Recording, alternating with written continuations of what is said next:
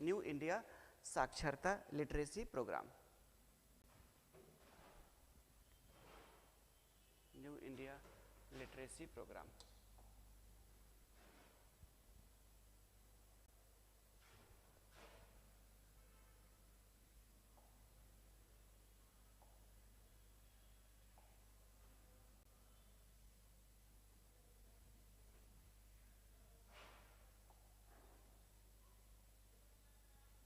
New India literacy programme.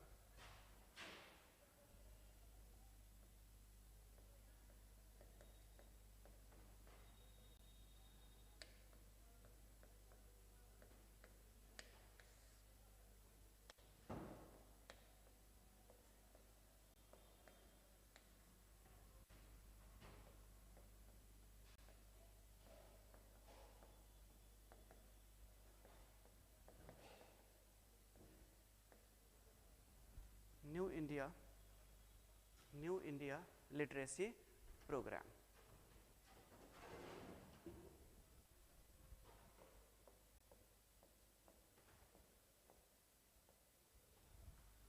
देखिए इसमें है क्या, ठीक है। रंजीता खुश रहिए, मनीष रोशन जी पीडीएफ ग्रुप में हाँ बिल्कुल डलवा देंगे, पहले क्लासेस कर लीजिए, आप लोग समझ में आ जाएगी चीज़ों को। तो केंद्र सरकार ने हाल ही में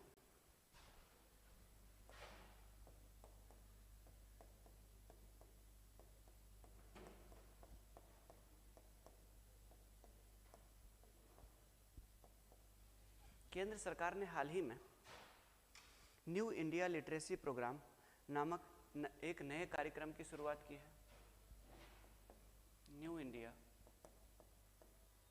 लिटरेसी प्रोग्राम या साक्षरता कार्यक्रम, लिटरेसी प्रोग्राम नामक एक नए कार्यक्रम की शुरुआत की है।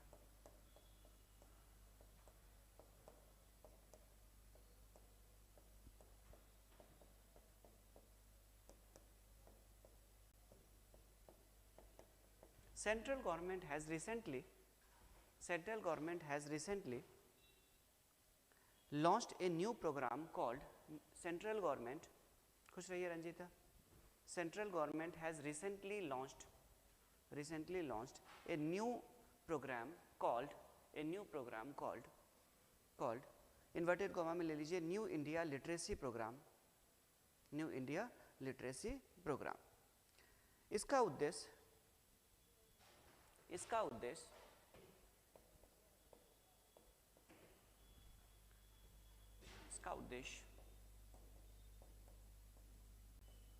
प्रौढ़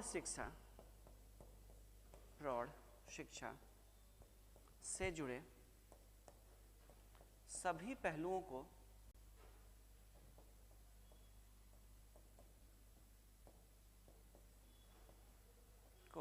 कवर करना है, कवर ही लिख लीजिए। Its aims to cover all aspects of adult education. It aims to cover all aspects of adult education, आगे इस योजना को वित्तीय वर्ष 2022-23 से 26-27 तक 5 वर्षों के लिए क्रियान्वित किया जाना है। इस योजना को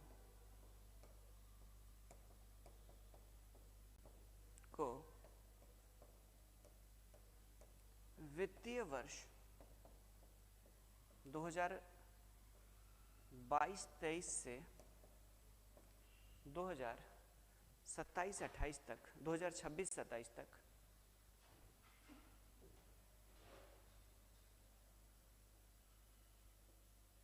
2026-27 तक के लिए कवर किया जाना है, ऐसे लिखते हैं।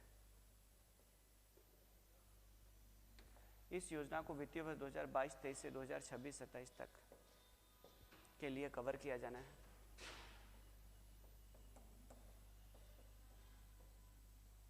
के लिए क्रियान्वित किया जाना है, सॉरी क्रियान्वित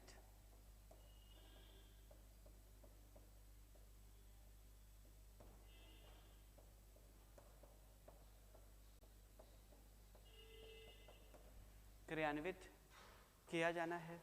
this scheme will be implemented from this scheme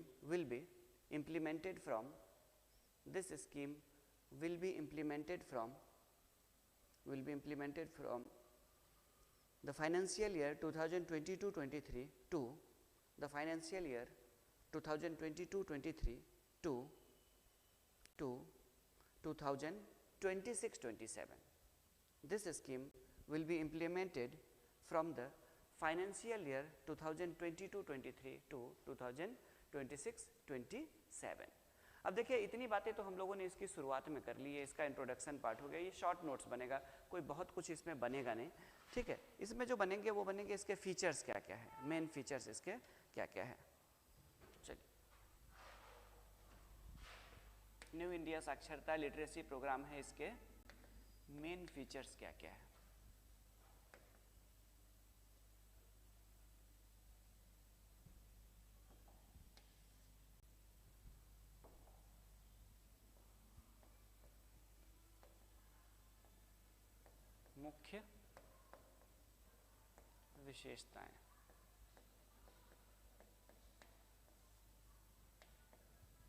मुख्य विशेषताएं, मेन फीचर्स। तो देखते हैं इसके, देखिए आइए कौन कौन से मेन फीचर्स है इसके, ठीक है। बेसिकली ये जो न्यू इंडिया लिटरेसी प्रोग्राम है, आपको यहाँ पे मैं क्लियर कर दूं कि ये एक फॉर्मल एजुकेशन नहीं है, ये एक औपचारिक शिक्षा नहीं है, ठीक है। कौन है? मनीष जी है, एडल्ट एजुकेशन मेन सर, हाँ बिल्कुल उसी पे आ रहे हैं मनीष जी, उसी पे आ रहे हैं हम लोग। अब देखिए होता क्या है कि आमतौर पर आपको पता होगा कि जो प्राइमरी हमारी एजुकेशन है, प्राथमिक शिक्षा है, औपचारिक शिक्षा है, उसमें होता क्या है कि जैसे एक छोटा बच्चा है, मान के चलिए 6 से लेकर के 14 तक उसको प्राइमरी एजुकेशन के लिए उसका एज माना गया है। 6 से लेकर के 14 वर्ष तक गवर्नमेंट ने उसको फ्री किया हुआ है, आगे भी फ्री है। तो जो एक तो होता है स्कूल का एज होता है, जैसे 6 साल का बच्चा स्कूल जा रहा है, 7 साल का, 8 साल का, 15 साल का, 17 साल का बच्चा। स्कूल का जो एज होता है 17-18 साल में लोग जनरली स्कूल को पास कर जाते हैं, पास आउट हो जाते हैं, उसके बाद कॉलेज में जाते हैं या फिर नहीं पढ़ना होता है तो आगे कोई ना कोई काम करते हैं। यहाँ एडल्ट एजुकेशन का मतलब ये हुआ कि 18 प्लस पार कर चुके ऐसे लोग, ऐसे युवा जो किसी न किसी कारण से इंडिया में या तो पढ़ाई बिल्कुल छोड़ नहीं कर पाए या थोड़ा बहुत पढ़े जिससे उनका कुछ काम धाम नहीं चलना है। जैसे कि वो 6-7 साल का, 8 साल का था, मान के चलिए उसके घर में कुछ ऐसी समस्या हुई कि वो छोटू के रूप में कहीं पे लग गया, किसी चाय दुकान में काम कर रहा है, छोले भटूरे की दुकान में काम कर रहा है, और आज के डेट में उसकी स्थिति ये है कि वो 18 प्लस का हो चुका है तो वो यंग 18 प्लस का हो चुका है, ना तो वो पढ़ा लिखा है, बिल्कुल पढ़ाई लिखाई के नाम पे उसको कुछ नहीं आ रहा है, और दूसरा वो स्किल्ड भी नहीं है। तो अब सरकार क्या कर रही है, और ऐसे देश में 5 करोड़ हमारे देश में ऐसे युवा है, एडल्ट है, जो अभी यंग अवस्था में है लेकिन वो पढ़ाई के नाम पे बिल्कुल जीरो है, और वो मार्केट में किसी न किसी अनस्किल्ड वाले मजदूर का काम कर रहे हैं, और उनका आगे जो 30-40-50 साल का जो जीवन है वो बहुत कठिन होने वाला है। और 5 करोड़ का मतलब हो गया ब्रिटेन की जनसंख्या से थोड़ा सा कम, यानी जितनी ब्रिटेन की जनसंख्या उससे थोड़ा सा ही कम अगर देखें तो उतना तो भारत में युवाओं में अनपढ़ है, बुजुर्गों की बात नहीं कर रहे, युवाओं में अनपढ़ है, जो अभी 60 से नीचे के हैं, और ज़्यादातर युवा ही हैं, 30-35-40 साल वाले सब हैं, ऐसे अनपढ़ सब हैं। तो उन लोगों को आइडेंटिफाई करके इन 5 करोड़ लोगों को आधुनिक ढंग से पढ़ाया जाएगा, और इस हिसाब से पढ़ाया जाएगा उनको कि ना ही उनके अंदर न सिर्फ साक्षर वो हो सके, वो लिटरेट हो सके, बल्कि वो स्किल्ड भी हो सके। और इसी के तहत न्यू इंडिया लिटरेसी प्रोग्राम चलाई गई है। यानी न्यू इंडिया लिटरेसी प्रोग्राम का मतलब हो गया कि 18 प्लस ऐसे युवा जो किसी न किसी कारण से पढ़ाई नहीं कर पाए थे, उनको न सिर्फ पढ़ाना बल्कि उनको स्किल्ड वाला आज के जो ज़माने के अनुसार उनको एजुकेशन दे देना, ताकि आगे जो 30-40 साल वो मार्केट में रहेंगे तो एक पढ़े लिखे व्यक्ति के रूप में कम से कम साक्षर हो सके। पुराने वाले साक्षरता से क्या अंतर है, तो हमारा जो ऑल इंडिया मतलब पुराने भारत का जो साक्षरता कार्यक्रम था उसमें ये होता था कि किसी भी बुजुर्ग को, युवाओं को, या कोई भी ऐसे व्यक्ति जो स्कूल एजुकेशन नहीं पूरा किया था, उस प्राइमरी एजुकेशन, उसको ढूंढ करके आइडेंटिफाई करना, उनको नाम वाम एड्रेस वेड्रेस लिखना सिखा देते थे। लेकिन अभी वाला जो न्यू इंडिया लिटरेसी प्रोग्राम है उसमें ना सिर्फ उनको ये सिखाया जाएगा बल्कि कोई ना कोई एक साथ साथ स्किल की भी ट्रेनिंग दे दी जाएगी, कोई ना कोई एक विशेष काम भी उनको सिखा दिया जाएगा, यानी कि वो एक टेक्निकल काम सिखा दिया जाएगा जिससे कि वो आगे जीवन में उसे समस्या ना हो। आ रहा है मनीष रोशन जी समझ में? इसी को कहा गया है न्यू इंडिया लिटरेसी प्रोग्राम। अब देखिए इसके क्या क्या फीचर्स हैं, आगे 5 साल में इसको पूरा किया जाना है, ठीक है। इस कार्यक्रम के तहत वर्तमान में पढ़ने या लिखने में असमर्थ, क्या क्या है देख लीजिए। इस कार्यक्रम के तहत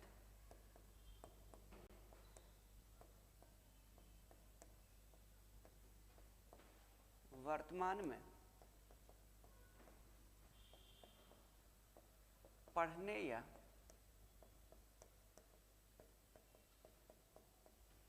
लिखने में असमर्थ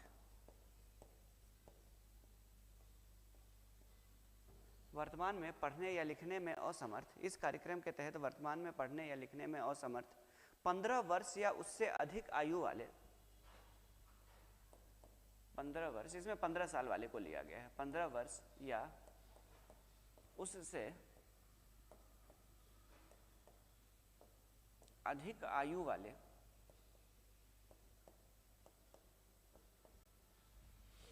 15 वर्ष या उससे अधिक आयु वाले 5 करोड़ व्यक्तियों को साक्षर किया जाएगा।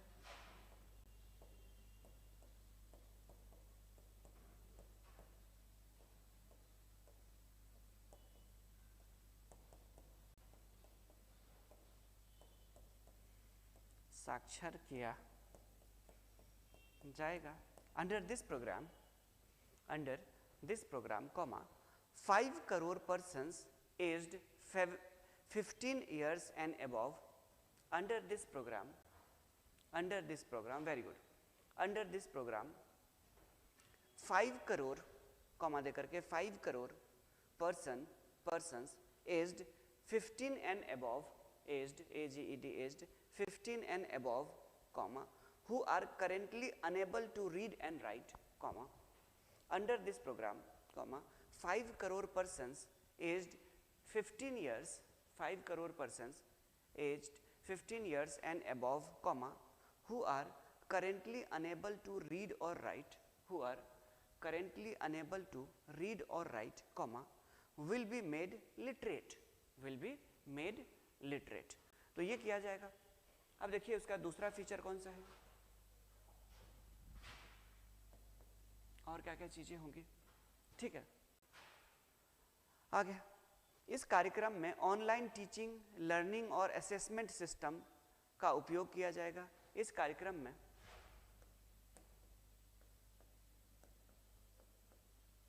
पहले लिटरेसी प्रोग्राम अलग होता था, अब जमाना बदल गया, साक्षरता कर। इस कार्यक्रम में ऑनलाइन टीचिंग,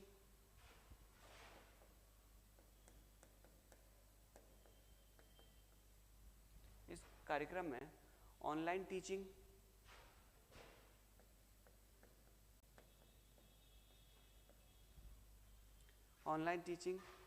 लर्निंग और असेसमेंट सिस्टम, मतलब ऑनलाइन पढ़ाई होगी, लर्निंग और असेसमेंट सिस्टम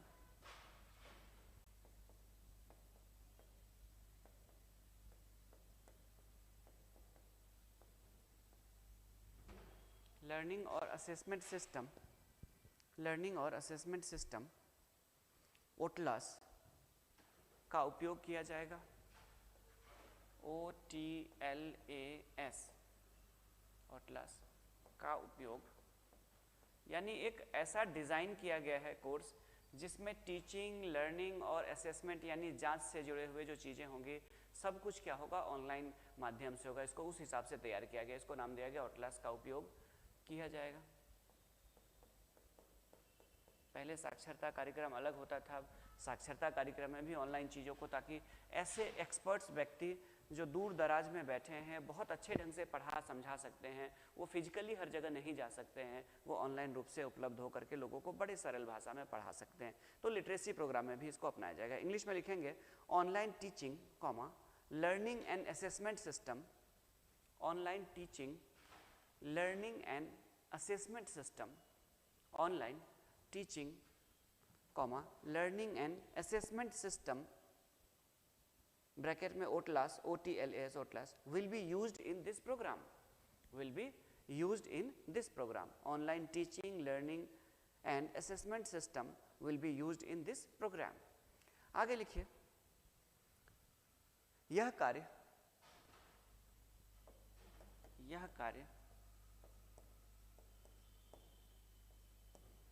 राष्ट्रीय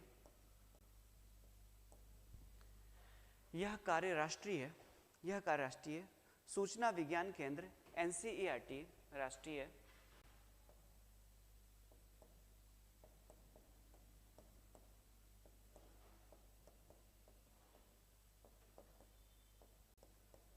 केंद्र NCERT are NCERT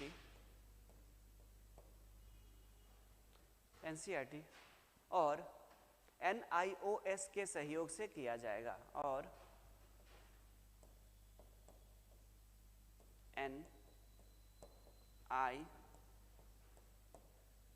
national institute of open, क्या है NIOS,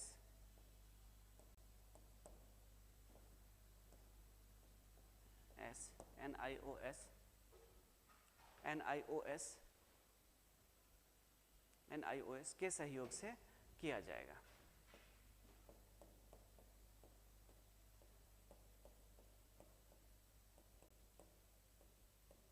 किया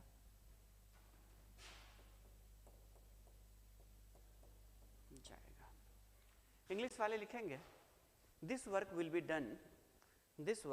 be done in collaboration with National Informatics Center, NCERT and NIOS. This work will be done in collaboration with National Informatics Center,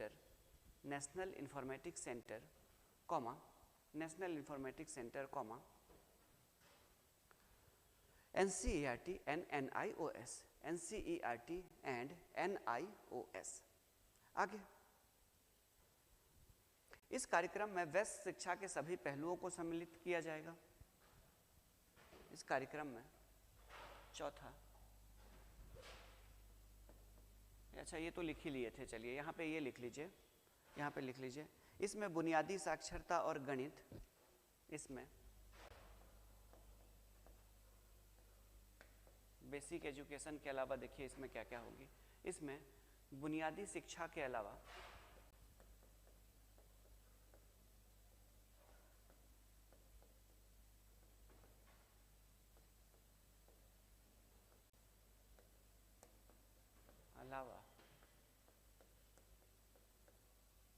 गणित, इसमें बुनियादी शिक्षा के अलावा, इसमें बुनियादी साक्षरता के अलावा, एक मिनट ऐसे लिखेंगे, सॉरी थोड़ा सा गड़बड़ा रहा है मेरा कंसंट्रेशन भी, इसमें बुनियादी, इसको ठीक कर लीजिए,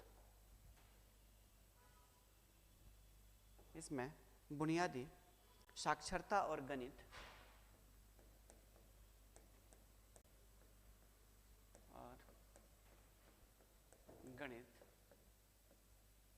इसमें बुनियादी साक्षरता और गणित, महत्वपूर्ण जीवन कौशल, ये देखिए ये जरूरी है, स्किल डेवलपमेंट की बात हो रही है, महत्वपूर्ण जीवन कौशल,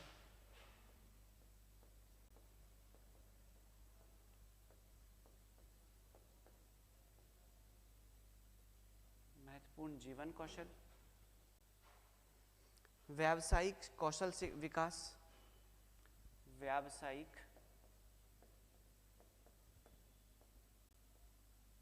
प्रोफेशनल स्किल डेवलपमेंट, कौशल,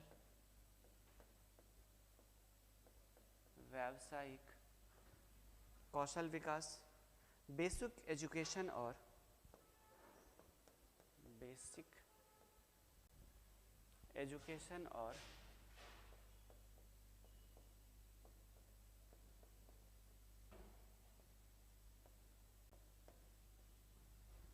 बेसिक एजुकेशन और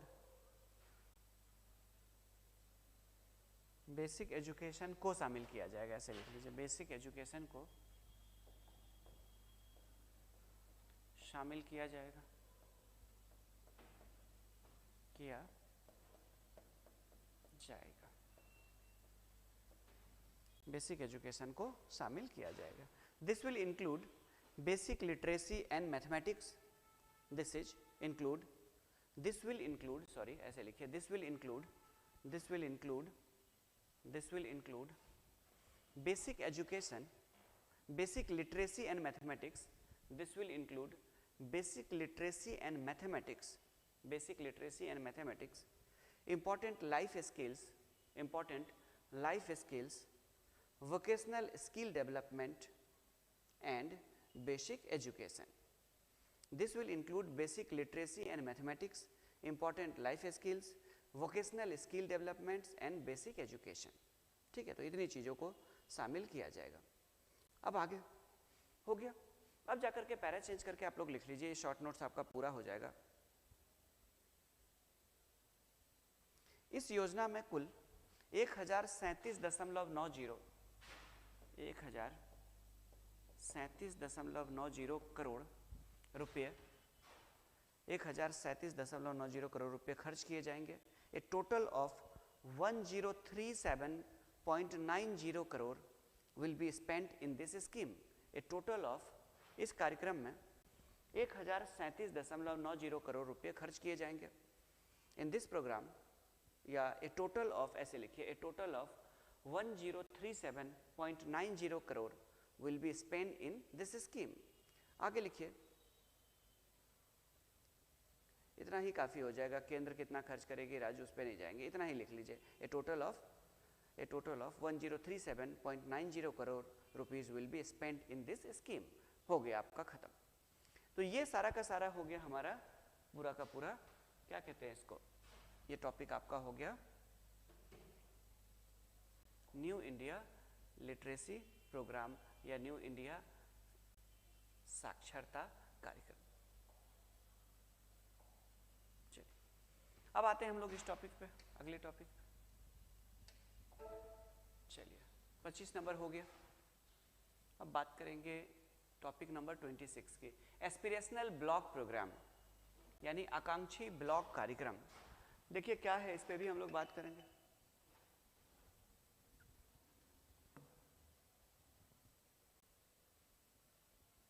ठीक है,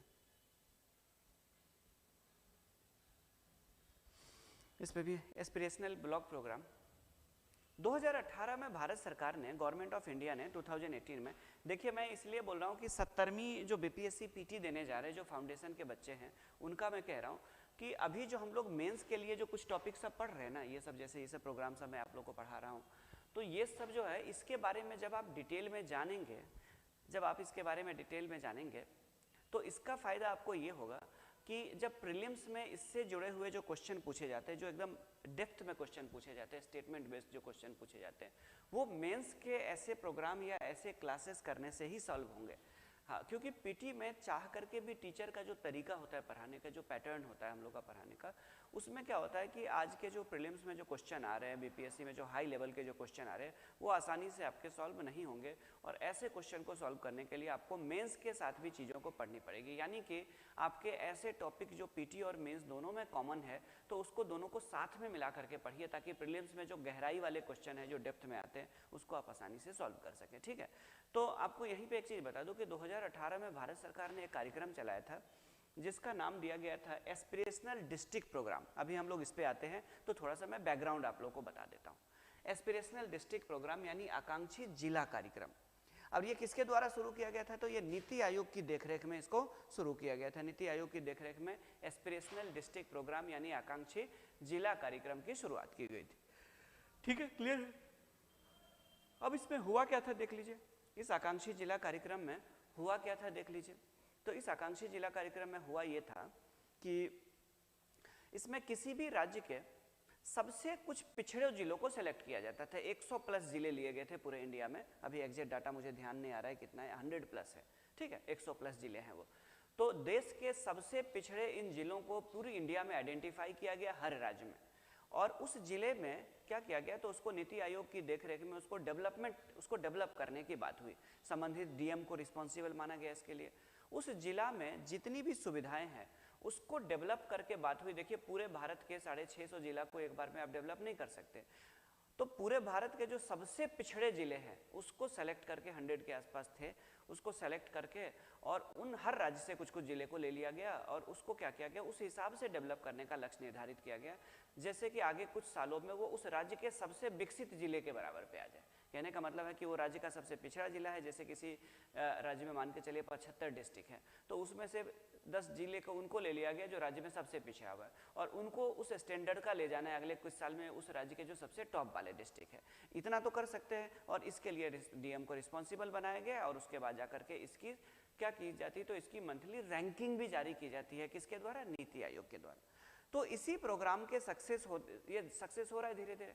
तो इसी के सफलता को ध्यान में रखते हुए अब धीरे धीरे क्या किया जा रहा है, तो अब आकांक्षी ब्लॉक कार्यक्रम को शुरू किया गया, यानी आकांक्षी प्रखंड कार्यक्रम को शुरू किया गया। प्रखंड मतलब होता है ब्लॉक, और उस ब्लॉक को भी उसी हिसाब से विकसित किया जाएगा।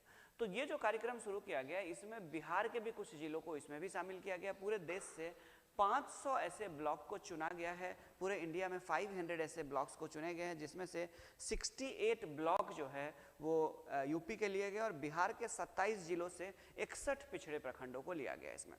तो इसमें क्या लिखना है देखें, जनवरी 2023 में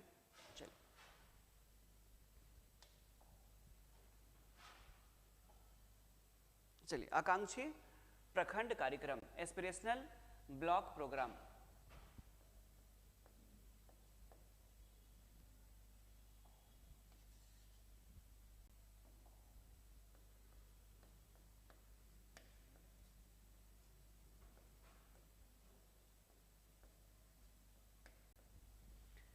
जनवरी 2023 में, इन जनवरी 2023, जनवरी 2023 में केंद्र सरकार ने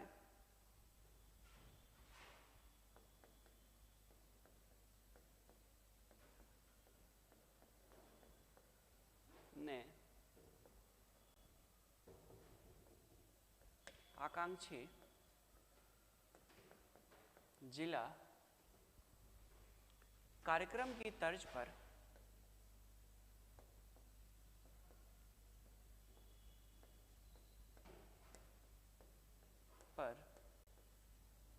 केंद्र सरकार ने आकांक्षी जिला कार्यक्रम की तर्ज पर आकांक्षी प्रखंड कार्यक्रम की शुरुआत की है। आकांक्षी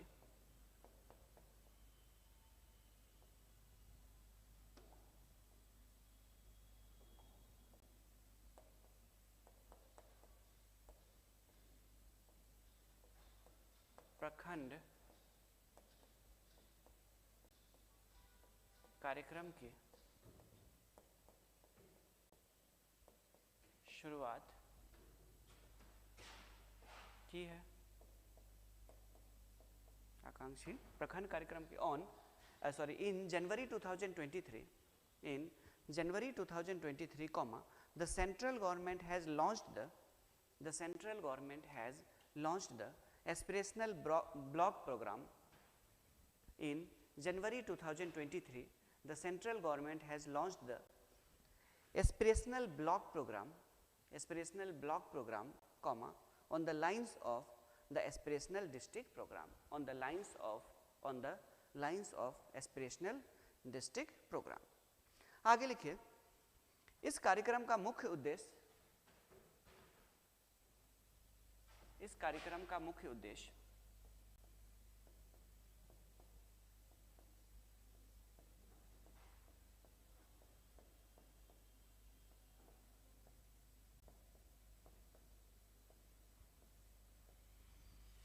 इस कार्यक्रम का मुख्य उद्देश्य विकास के विभिन्न पैमाने पर पिछड़े प्रखंडों को विकसित करना है। इस कार्यक्रम का मुख्य उद्देश्य विकास के विभिन्न पैमाने पर पिछड़े प्रखंडों को विकसित करना है। The main objective of this program is to develop backward blocks at different levels of development. The main objective of this program the main objective of this program, the main objective of this program is to develop backward blocks. The main objective of this program is to develop backward blocks, at different levels of development, at different levels of development. ठीक है, clear है? The main objective of this programme is to develop backward block at different levels of development. प्रखंडों को विकसित करना है. आगे लिखिए, इस कार्यक्रम के अंतर्गत देश के 500 पिछड़े प्रखंडों का चयन किया गया है. इस कार्यक्रम के, आप लोग लिखिए सभी लोग, इस कार्यक्रम के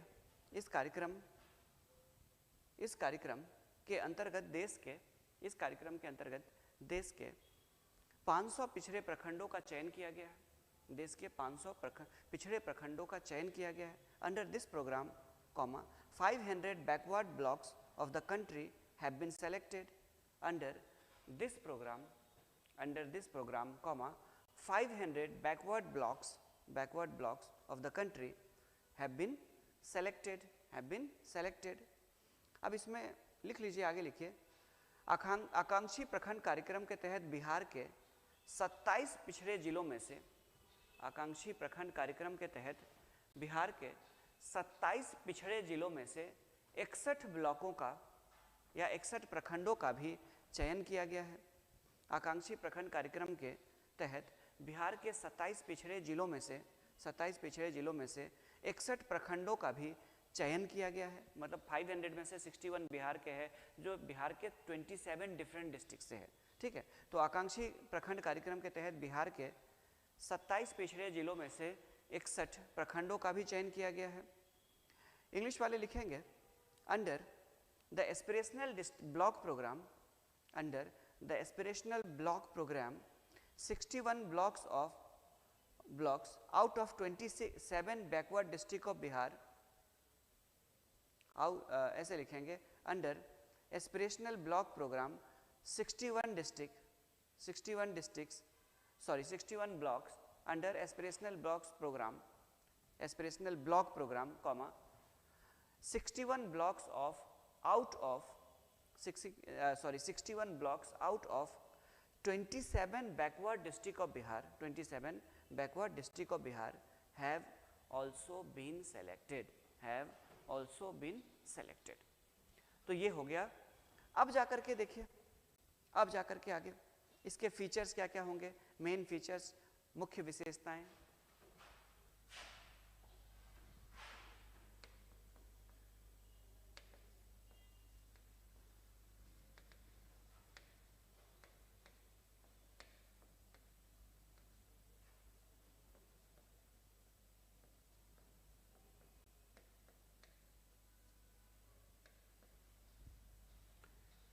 मेन फीचर्स, मुख्य विशेषताएं. प्रखंडों का चयन करने के लिए नीति आयोग ने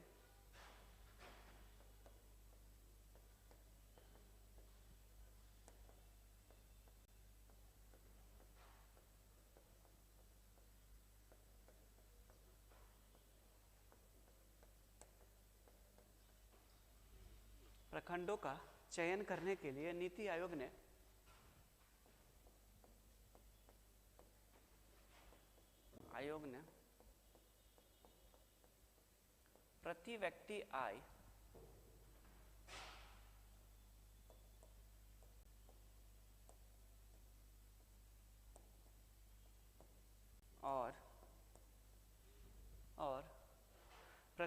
आय और जनसंख्या को आधार बनाया है.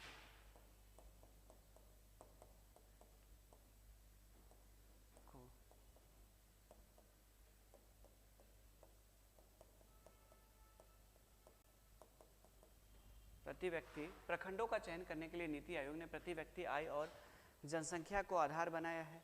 To select the blocks, NITI Aayog has made per capita income.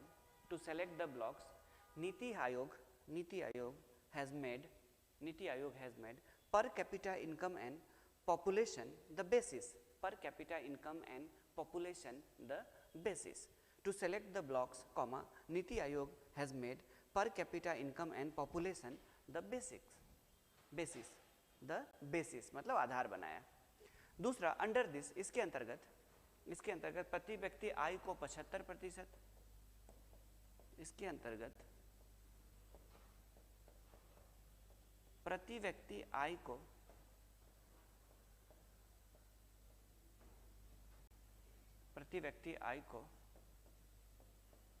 75% तथा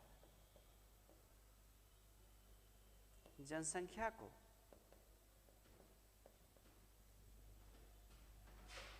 25%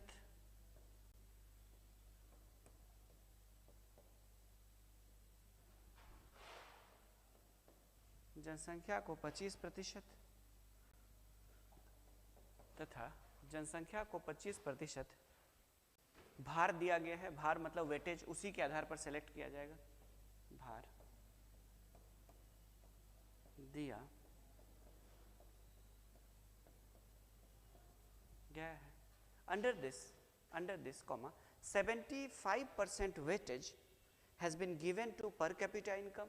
Under this 75% weightage, under this comma 75% weightage has been given to per capita income. 75% weightage has been given to under this 75% weightage has been given to per capita income and 25% weightage to population and 25% weightage to population. अब देखिए तीसरा क्या है, ठीक है। इन प्रखंडों में स्वास्थ्य व पोषण, इन प्रखंडों में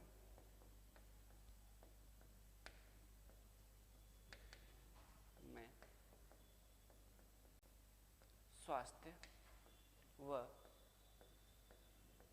पोषण, इन प्रखंडों में स्वास्थ्य व पोषण कॉमा शिक्षा, कृषि व जल संसाधन, शिक्षा, कृषि व जल संसाधन,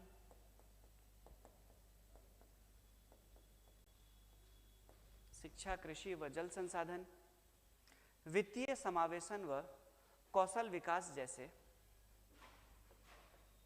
वित्तीय समावेशन मतलब सभी को बैंकिंग से जोड़ना, इंस्टीट्यूशनल फाइनेंशियल इंस्टीट्यूशन से जोड़ना, यानी बैंक से बाकी चीज़ों से जोड़ना, उसको कहते हैं वित्तीय समावेशन, ठीक है। तो वित्तीय समावेशन, जल संसाधन, वित्तीय समावेशन व कौशल विकास जैसे संकेतकों पर व कौशल विकास जैसे संकेतकों पर विशेष ध्यान दिया जाएगा।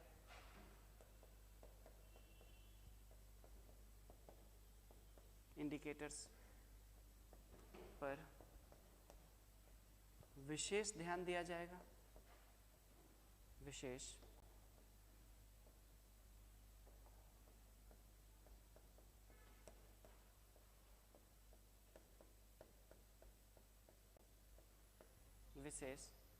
ध्यान दिया जाएगा। in these blocks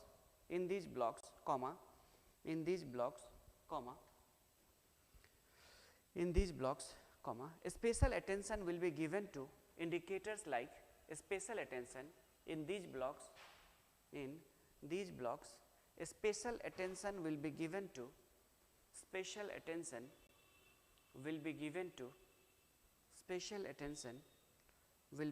to indicators like special attention will be given to indicators like health and nutrition,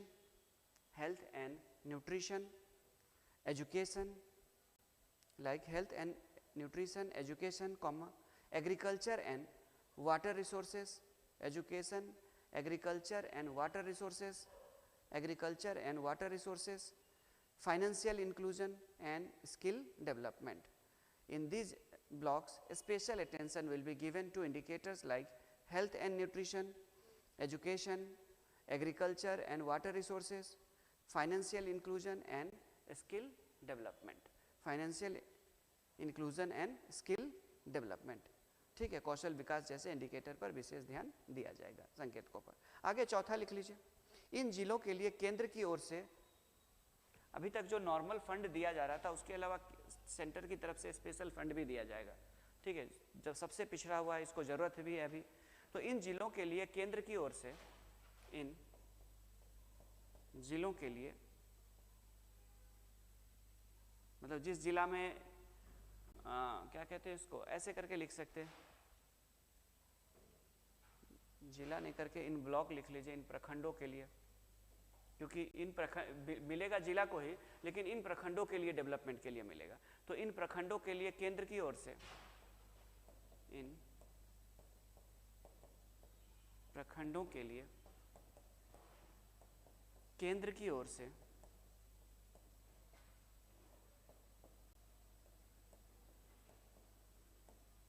इन प्रखंडों के लिए केंद्र की ओर से अतिरिक्त फंड का भी प्रबंधन किया जाएगा। केंद्र की ओर से अतिरिक्त फंड का क्या लिखेंगे, कोष, अतिरिक्त कोष का भी फंड ही लिख लीजिए,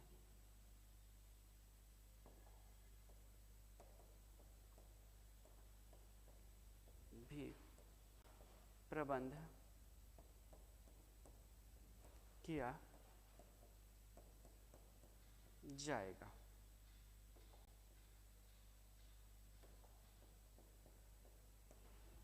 इन प्रखंडों के लिए केंद्र की ओर से अतिरिक्त फंड का भी प्रबंध किया जाएगा। Additional funds will also be managed, additional funds will also be managed by the center for these districts.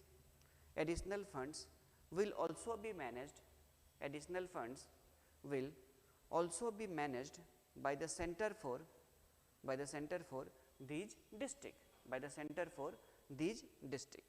तो ये हो गया आपका दूसरा शॉर्ट नोट्स, ठीक है। आपको पता है कि एग्जाम में 70-80 शब्दों में लिखना है, 70 to 80 वर्ड में लिखना है, 90 वर्ड तक भी जा सकता है आपका। तो ये हो गया आपका सेकेंड वाला, हम लोगों ने कर लिया aspirational district, aspirational block programme, ये भी हम लोगों ने पूरा कर लिया। अब जाकर के आगे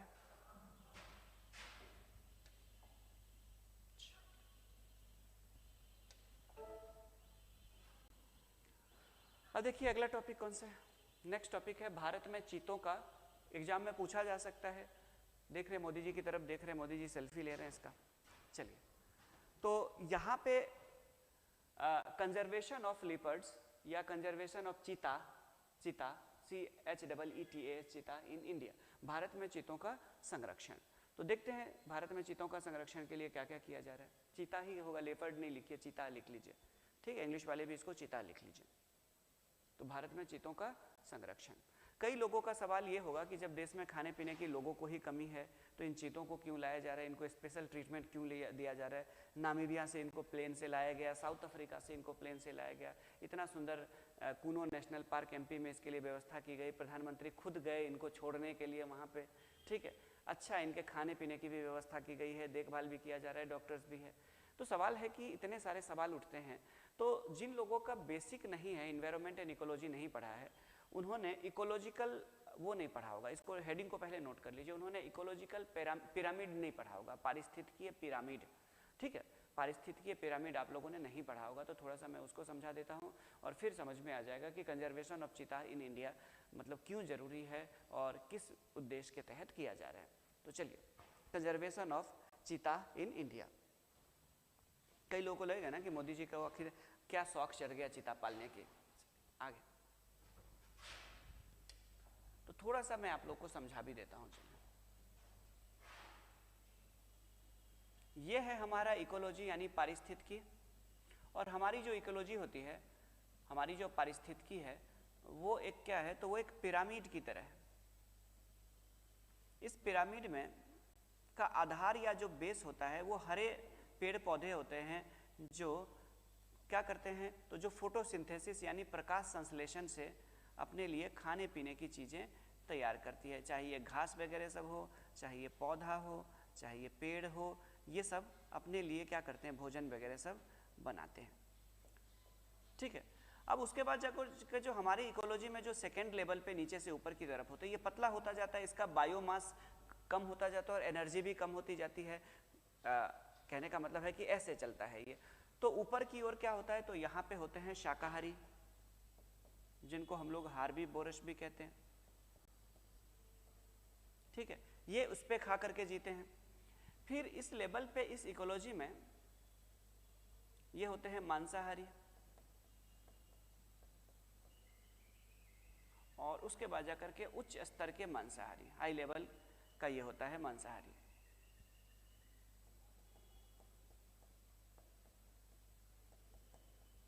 जैसे शेर, बाघ वगैरह सब। मांसाहारी में तो कुत्ता भी आ जाता है, ठीक है, लेकिन उसको भी खा जाता है शेर, बाघ। तो कहने का मतलब ये हुआ। अब इस लेवल में क्या होता है, आपको बता दूं कि इस लेवल पे अगर आप देखेंगे तो किसी एक का खत्म होना पूरे इकोलॉजी का खत्म होना है। अब कैसे, मैं आप लोगों को बता दूं तो कि ये आपस में बैलेंस है, बना हुआ है, आपस में इनका इंटरेक्शन है। जैसे अगर हाई लेवल का जो मांसाहारी होता है, या फिर मांसाहारी इसमें से हटा दिया जाए, अगर इसको हटा दिया जाए तो क्या होगा पता है, इसकी पॉपुलेशन बहुत तेजी से बढ़ेगी।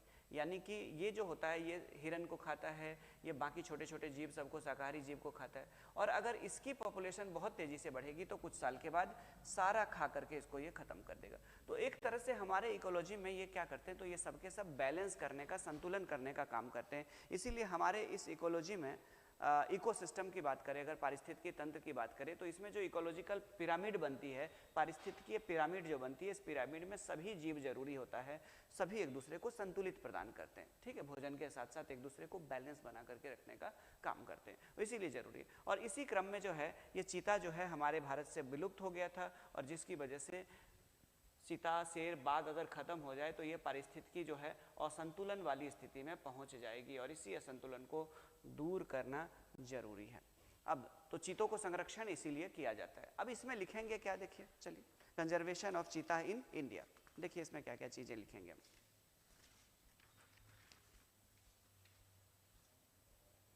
केंद्रीय पर्यावरण एवं वन एवं जलवायु परिवर्तन मंत्री ने,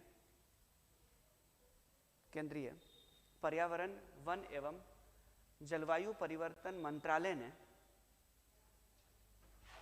केंद्रीय पर्यावरण, केंद्रीय पर्यावरण, वन एवं जलवायु परिवर्तन मंत्रालय ने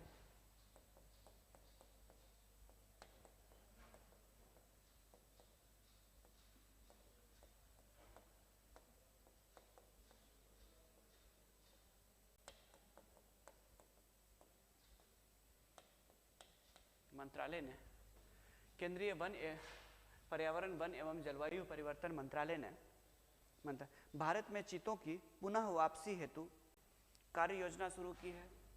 भारत में चीतों की पुनः वापसी हेतु, पुनः वापसी कहने का मतलब है कि भारत में पहले होते थे, पुनः वापसी मतलब भारत में पहले होते थे लेकिन भारत में खत्म हो गए। मतलब अंतिम जो चीते थे, कुछ चीता बचा हुआ था, शायद 4 था या 3 था, तो मादा ही था, वो नर था, सॉरी। तो उसको वहाँ का एक लोकल, छत्तीसगढ़ के अंदर एक लोकल, एक रियासत का राजा हुआ करता था, उसने उसको शिकार करके मार दिया था। ये 48 की घटना है, 1948 की घटना है। और उसके साथ ही भारत में चीता को, उसके बाद उसके 4 साल के बाद चीता को क्या कर दिया गया था, भारत में एक्सटिंक्ट यानी विलुप्त घोषित कर दिया गया था। उसके बाद से फिर भारत में चीता कहीं देखा नहीं गया, था नहीं। तो पुनः वापसी कहने का मतलब है कि समाप्त हो चुका था, भारत में पहले थे, इसको पुनर्वापसी। तो भारत में चीतों की पुनः वापसी हेतु कार्य योजना शुरू की है।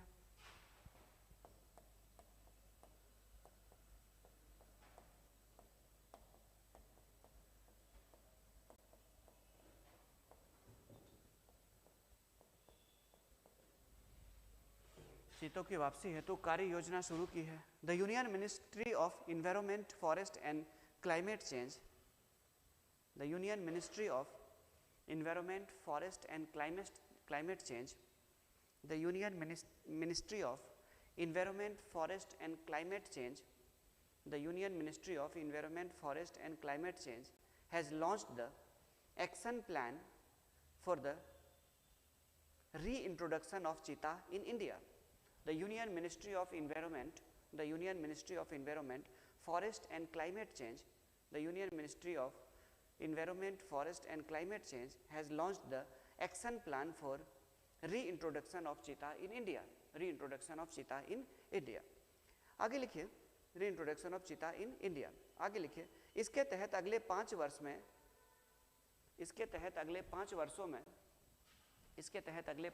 में 50 चीतों को लाए जाने की योजना है. इसके तहत अगले 5 वर्षों में 50 चीतों को लाए जाने की योजना है. Under this, there is a plan to bring 50 cheetah. There is a plan to bring 15 cheetah in the next 5 years. Under this, इसके तहत अगले 5 वर्षों में 50 चीतों को लाए जाने की योजना है. Under this, there is a plan to bring 50 cheetah. There is a plan to bring 50 cheetah in the next 5 years. आगे लिखिए, ठीक है. आगे लिखिए इस कार्यक्रम के अंतर्गत सितंबर 2022 में नामीबिया से 8 चीतों को और इस कार्यक्रम के अंतर्गत सितंबर 2022 में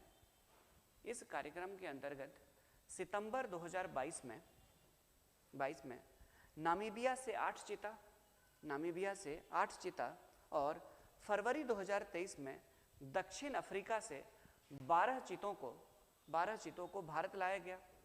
इस कार्यक्रम के अंतर्गत सितंबर 2022 में नामीबिया से 8 चीतों को और फरवरी 2023 में दक्षिण अफ्रीका से 12 चीतों को भारत लाया जा चुका है. Under this program, 8 cheetah have been brought to India. Under this program, लिखिए. Under this program, 8 cheetah have been brought to India from 8 cheetah have been brought to India from Namibia in September 2022. 8 cheetah under this program, 8 cheetah have been brought to India from Namibia in September 2022.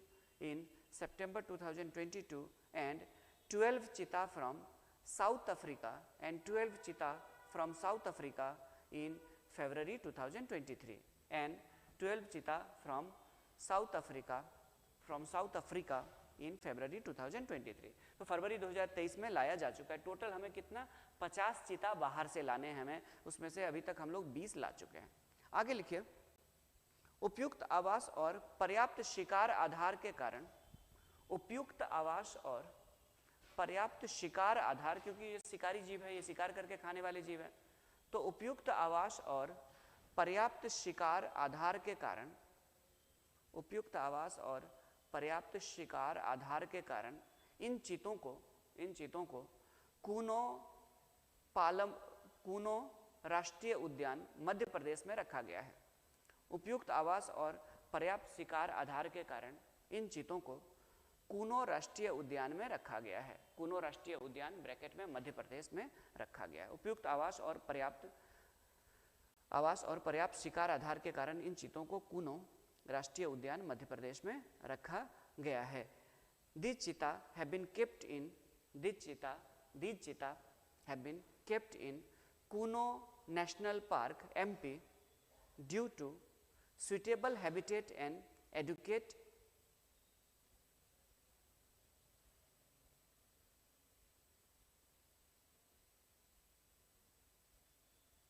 ठीक है, ऐसे करके लिखिए. These cheetah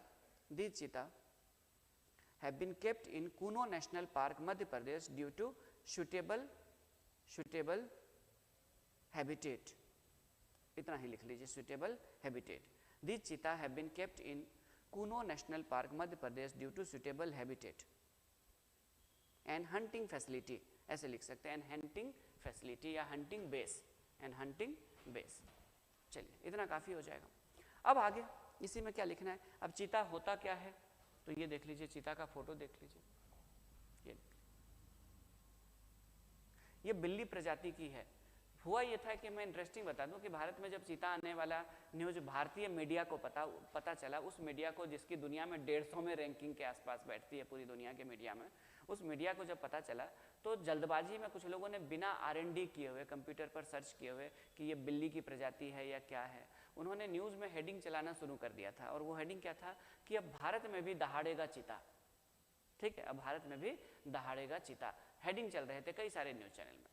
उसके बाद कुछ घंटे के बाद जब वो आ गया, उसके बाद जाकर के कई सारे, इतने हड़बड़ी में सब न्यूज़ बनाते हैं और इतने हड़बड़ी में बिना कोई रिसर्च किए, फिर बाद में जब इंडिया में आया तो तब जाकर के लोगों को पता चला कि ये जो चीता है ये बिल्ली प्रजाति की है, और बिल्ली प्रजाति की जो ये चीता है ये दहाड़ते नहीं है बल्कि ये म्याऊं म्याऊं करते हैं बिल्ली की तरह। आया समझ में? तो तब जाकर के जल्दी जल्दी से उन लोगों ने हेडिंग हटाया और दहाड़ने की जगह क्या कर दिया, अब भारतीय जंगलों में भी दौड़ेंगे चीता। तो मैंने देखा कि सबका हेडिंग, मैं रेगुलर देख रहा था न्यूज़ उस समय, तो तुरंत सब लोग हेडिंग अपना चेंज किए थे। तो कहने का मतलब है कि जल्दबाजी में भी बिना R&D का भारतीय मीडिया न्यूज़ वगैरह सब दिखाने लग जाते हैं, और इसीलिए आपने देखा होगा कि इनकी रैंकिंग जो है वो 150 के आसपास है पूरी दुनिया में। तो अबाउट चीता के बारे में जानते हैं हम लोग। चलिए, अबाउट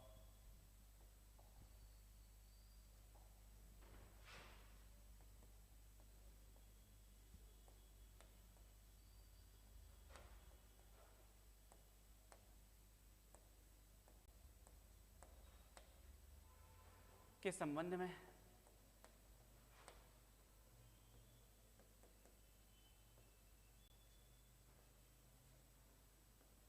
चीता के संबंध में अबाउट चीता के संबंध में। चलिए, क्या क्या चीज़ें हम लोग जानेंगे चीता के बारे में। लिखिए, चीता दुनिया का सबसे तेज स्तनपायी है, भूमि स्तनपायी भी है, जो अफ्रीका और एशिया में पाया जाता है। चीता दुनिया का सबसे तेज मैमल है। ये बच्चों को दूध पिलाती है। चीता दुनिया का सबसे तेज भूमि, लैंड पे रहने वाला भूमि स्तनपायी भी है।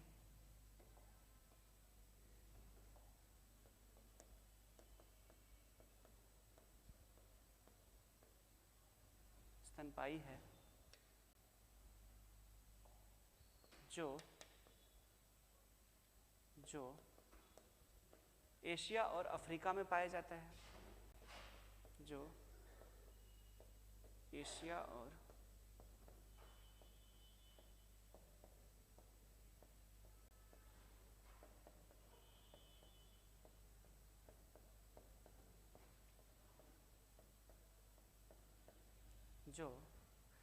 और अफ्रीका में पाया जाता है। द चीता is the world's fastest land mammal. The cheetah is the world's fastest land mammal found in Africa and Asia. The cheetah is the world's fastest land mammal, mammal, found in Africa and Asia. Africa और Asia में पाया जाता है। आगे लिखिए, विश्व में लगभग 7,000 चीते हैं। विश्व में लगभग 7,000 चीते हैं। लिखिए, विश्व में लगभग 7,000 चीते हैं, विश्व में लगभग 7,000 चीते हैं, जिनमें से अधिकांश दक्षिण अफ्रीका, नामीबिया और बोत्सवाना में पाए जाते हैं। जिनमें से अधिकांश दक्षिण अफ्रीका, नामीबिया और बोत्सवाना में पाए जाते हैं। जिनमें से अधिकांश दक्षिण अफ्रीका, नामीबिया और बोत्सवाना में, ये कहाँ पे है? तीनों अफ्रीका में है। दक्षिण अफ्रीका, नामीबिया और बोत्सवाना में पाए जाते हैं। ठीक है, इंग्लिश वाले लिखेंगे, there are about 7,000 cheetah in the world, most of which are found in. जैसे दुनिया में चीता 7,000 है, वैसे अगर मैं बाघ की बात करूं तो दुनिया में बाघ लगभग 6,000 के आसपास है। ठीक है, दुनिया में 6,000 के आसपास बाघ है और 7,000 के आसपास सिर्फ चीता है। ठीक है, तो उस 6,000 बाघ में से दुनिया में 4,000 के आसपास, दुनिया में जो बाघ है, 6,000 नहीं है, दुनिया में जो बाघ है वो लगभग 4,000 के आसपास ही बाघ है बचे हुए, और 7,000 चीता है। उन 4,000 बाघ में से अगर आप देखेंगे तो 3100 के आसपास जो बाघ होगा, 3100 प्लस होगा वो इंडिया में, ठीक है, 4000 में से। तो चलिए हम लोगों ने क्या लिखा, आपने हम लोगों ने लिखा कि there are about 7000 cheetah in the world, comma most of which are found in South Africa, Namibia and Botswana. most of there are about 7000 cheetah in the world, comma most of which are found in South Africa, Namibia and Botswana, ठीक है, जिनमें से अधिकांश दक्षिण Africa, Namibia और Botswana में पाए जाते हैं। आगे लिखिए, पाए जाते हैं। नामीबिया में चीतों की सबसे बड़ी आबादी पाई जाती है। नामीबिया में चीतों की, जहां से पहली बार 8 लाए थे, नामीबिया में चीतों की सबसे बड़ी आबादी पाई जाती है। वर्षों पहले भारत ने ईरान से मांगा था, जब ईरान में हुआ करता था, इंडिया में लुप्त हो गया था, कि कुछ दे दीजिए, हम लोग पाल लेंगे और यहाँ फिर उनके बच्चे हो जाएंगे तो संख्या बढ़ जाएगी। ईरान ने देने से मना कर दिया था और आज ईरान में भी ये चीता विलुप्त हो गई। अगर ईरान उस समय भारत को दे दिया होता और भारत में वो चीता ठीक ठाक ग्रो कर जाती, चूँकि इंडिया का क्लाइमेट है ऐसा, और अगर वो ग्रो कर जाती तो फिर क्या होता, भारत में तो अवैध शिकार की वजह से ख़त्म हुआ था, अगर ये चीता ग्रो कर जाता तो फिर आज ईरान मांगता तो फिर भारत उसको दे देता और कुछ, राइट, ऐसे ही होता है, ठीक है। जैसे भारत ने महाबोधि वृक्ष जो है बौद्ध गया में, उसकी जड़ों से निकलने वाला एक छोटा सा पौधा श्रीलंका को भी दिया था, श्रीलंका ने उसको पाल पोस के बड़ा किया था, और बाद में जाकर के जब भारत में बौद्धि वृक्ष को उसने कटवा दिया था, शशांक ने कटवा दिया था, गौड़वंशीय जो बंगाल का शासक था, पूरा जड़ से खुदवा के नष्ट करवा दिया था, तो श्रीलंका से ला करके उसी पेड़ से फिर और श्रीलंका में एक छोटा और पौधा बगल में निकला था, तो उसको ला करके इंडिया में लगाया गया था। तो चलिए, ईरान ने नहीं माना उस समय बात भारत का, तो क्या लिखा आप लोगों ने, नामीबिया में चीतों की सबसे बड़ी आबादी पाई जाती है। नामीबिया में चीतों की सबसे बड़ी आबादी पाई जाती है। The world's largest population of cheetah is found in Namibia. The world's largest population of cheetah is found in Namibia. The world's largest population of cheetah is found in Namibia. आगे लिखिए, यह पुरानी बड़ी बिल्ली की प्रजातियों में से एक है। यह पुरानी बड़ी बिल्लियों की, मतलब बिल्ली में भी जो सबसे जो छोटी बिल्ली होती है, जो हमारे आपके यहाँ होती है, बिल्ली की ही ये प्रजाति है। तो यह पुरानी, ये पूरी तरह से बिल्ली की ही प्रजाति है, इसीलिए देखेंगे म्याऊं म्याऊं करती है, ये दहाड़ते नहीं है बल्कि म्याऊं म्याऊं करते हैं, ठीक है। यह पुरानी बड़ी बिल्लियों की प्रजातियों में से एक है, मतलब बड़ी जो बिल्ली साइज की जो होती है, जैसे शेर भी बाघ भी आ जाता है उसमें, तो हालांकि बाघ का तो आवाज़ अलग होता है। चलिए, तो लिखिए, यह पुरानी बड़ी बिल्ली की प्रजातियों में से एक है, ठीक है, एक है, ठीक है।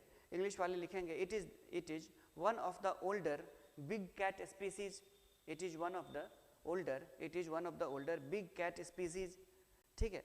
आगे लिखिए, इसे IUCN ने, IUCN मतलब International Union for Conservation of Nature, International Union for Conservation of Nature, इसको IUCN कहते हैं, International Union for Conservation of Nature. इसे IUCN की रेड लिस्ट में रखा गया है। रेड लिस्ट का मतलब होता है कि संकटग्रस्त है वो प्राणी, मतलब वो खतरे में आ चुका है, अब संकट उस पर आ चुकी है, तो उसको रेड लिस्ट में रखा जाता है।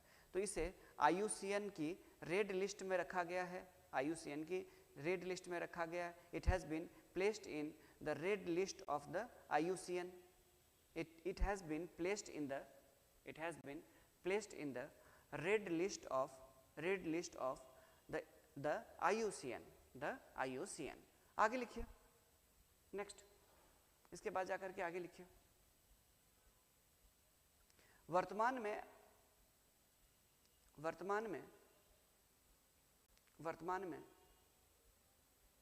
अफ्रीकी चीता को सुभेद यानी वल्नरेबल, सुभेद मतलब खतरा इस पे अभी जस्ट शुरू हो चुका है, ठीक है। इसे अब ये क्या लिखा आपने, वर्तमान में अफ्रीकी चीता सुभेद स्थिति में है, वल्नरेबल कहा जाता है। वर्तमान में अफ्रीकी चीता सुभेद स्थिति में है, जबकि एशियाई चीता अति संकटग्रस्त स्थिति में है। जबकि एकदम अति संकटग्रस्त है, कभी भी खत्म हो सकता है, ये स्थिति आ चुकी है, विलुप्त होने से जस्ट पहले की स्थिति में है। वर्तमान में अफ्रीकी चीता सुभेद स्थिति में है, यानी इसको भेदा जा रहा है, इसकी जनसंख्या को कम करने का प्रयास हो रहा है कई जगह पे, यानी इस तक पहुंच जा रहे हैं लोग शिकारी। तो वर्तमान में अफ्रीकी चीता सुभेद स्थिति में, जबकि एशियाई चीता अति संकटग्रस्त स्थिति में है, जबकि एशियाई चीता अति संकटग्रस्त स्थिति में है। Currently the African cheetah is in vulnerable status. currently the African cheetah is in vulnerable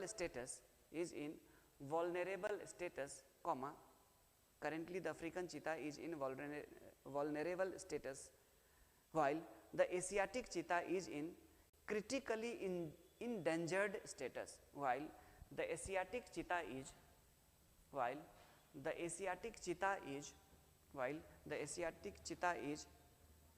critically endangered status। आगे लिखिए, भारत में 1948 ईस्वी में 3 चीतों के शिकार के बाद, भारत में 1948 ईस्वी में 3 चीतों के शिकार के बाद, ये लास्ट 3 बचा हुआ था, ठीक है। भारत में 1948 में अंतिम 3 चीतों के शिकार के बाद, भारत में 1948 में अंतिम 3 चीतों के शिकार के बाद 1952 ईस्वी में इसे विलुप्त घोषित कर दिया गया था। भारत में 1948 ईस्वी में अंतिम चीतों के शिकार के बाद, 1952 ईस्वी में इसे विलुप्त घोषित कर दिया गया था। 1952 ईस्वी में इसे विलुप्त घोषित कर दिया गया था। It was declared extinct in 1952. It was declared extinct in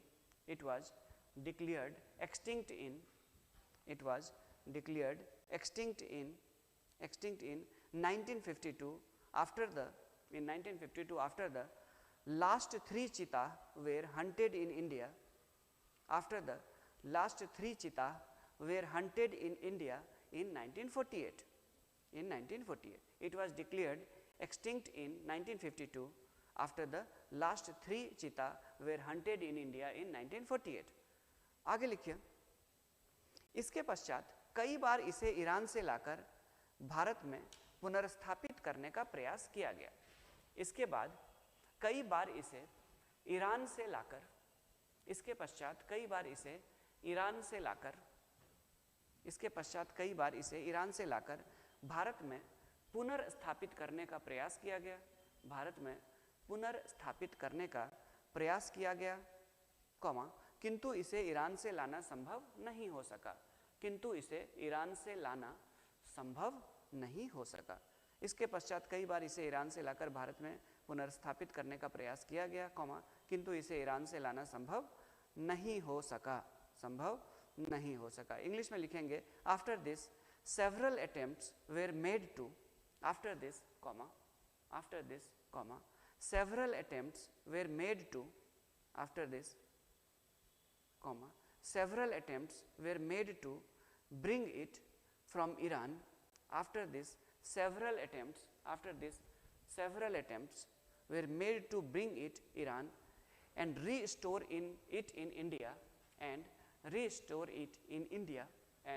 restore it in India, comma, but it was not possible to bring it back from Iran.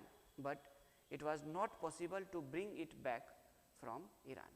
But it was not possible to bring it back from Iran.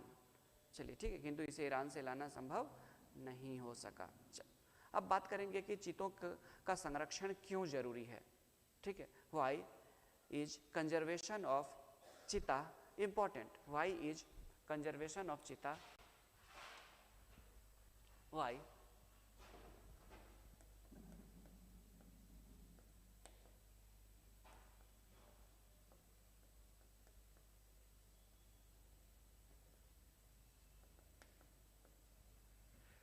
is conservation of cheetah important?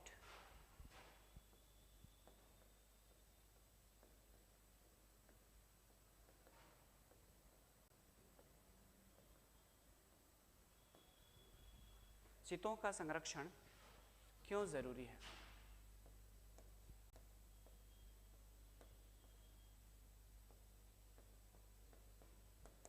Modi ji ने selfie भी लिया इनके साथ।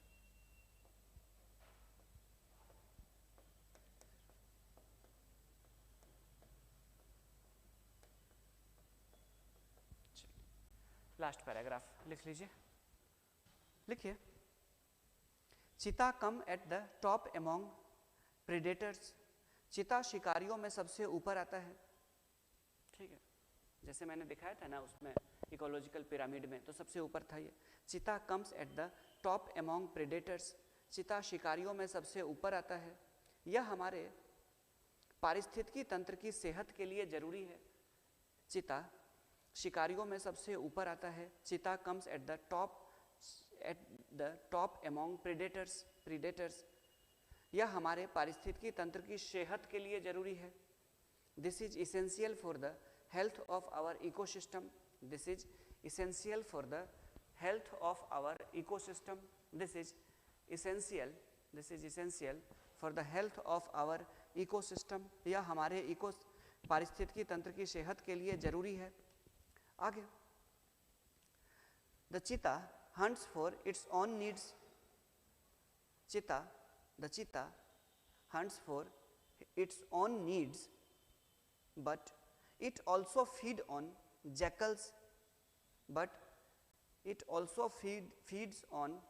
jackals.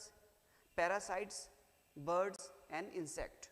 The cheetah hunts for its own needs. The cheetah hunts for its own needs, but it also feeds on jackals, parasites, birds and insects. चीता अपनी ज़रूरत के लिए शिकार करता है। अब देखिए, चीता अगर शिकार करता है तो पूरा खाने के बाद भी कुछ चीज़ें बच जाती है। जो जंगल में जो गीदड़ वगैरह सब होते हैं वो खाते हैं। कुछ पक्षी जैसे कि मरे हुए जीव को खाने वाले जो पक्षी होते हैं वो भी खाते हैं, उनका भी पालन पोषण ये चीता करता है।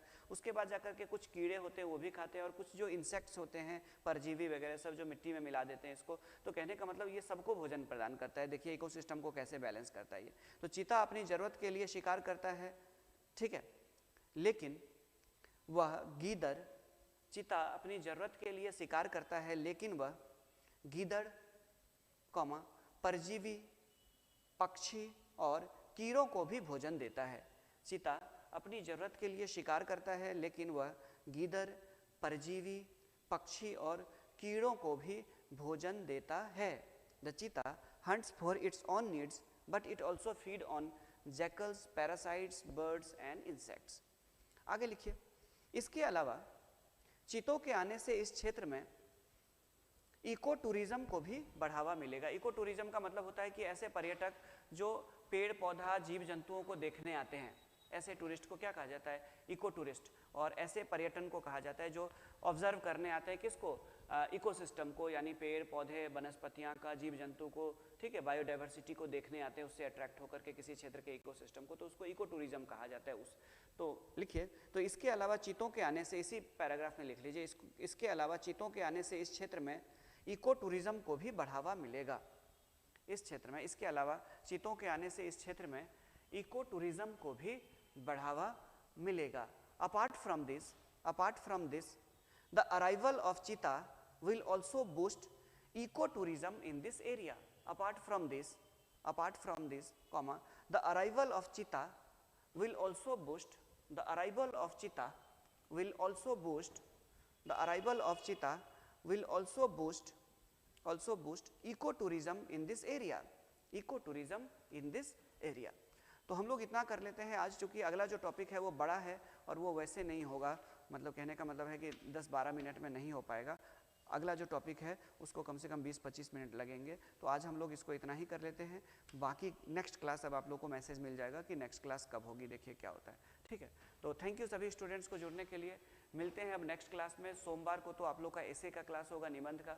करंट के क्लास का ड्यूरेशन थोड़ा सा मैं बढ़ाने का प्रयास कर रहा हूँ, देखिए कहीं ना कहीं स्कोप निकले, क्योंकि आगे भी मेरी क्लासेस होती है तो बड़ा मुश्किल हो जाता है निकालना। तो कोशिश करेंगे, चूँकि आप लोग का मेंस का एग्जाम का डेट आ चुका है। 70वीं वाले भी अभी मन लगा करके पढ़िए, क्योंकि 70वीं वालों में ये सब चीज़ें जो है स्टेटमेंट वाले जो पीटी में क्वेश्चन आएंगे उसमें आएंगे ये सब। किसी भी टॉपिक के बारे में जानना जरूरी है, क्योंकि स्टेटमेंट बेस्ड जो क्वेश्चन आते हैं उसके लिए ये जानना जरूरी है आपके लिए। ठीक है, तो मिलते हैं अगले क्लास में। Thank you, have a nice day.